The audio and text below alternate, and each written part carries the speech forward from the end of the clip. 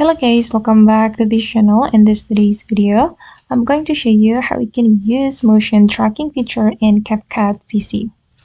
Okay, let's get into it guys. I have created a project in my CapCut PC application, and for example, I'm going to track this moving object.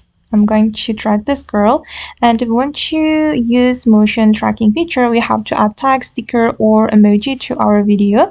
We're going to use the tag, sticker, or the emoji to track the moving object. And I'm going to use tags, for example. I'm going to use tags to tracking the moving object. I'm just going to add, for example, follow me.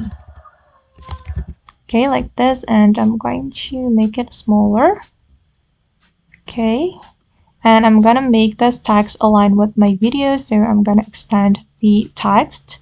Okay, and we can go to the tracking option right here and just click on motion track, and you can place this square to the object you want to track, like this.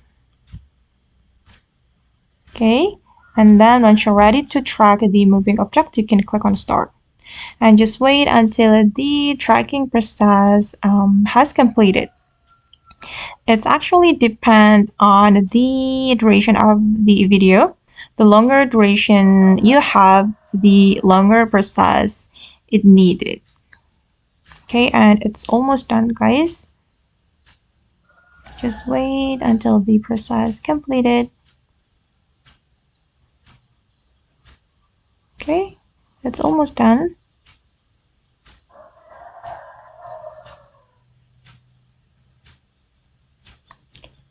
Okay, and the tracking process is completed, and let's just take a look at the final result. As you can see guys, that the tags can follow the moving object.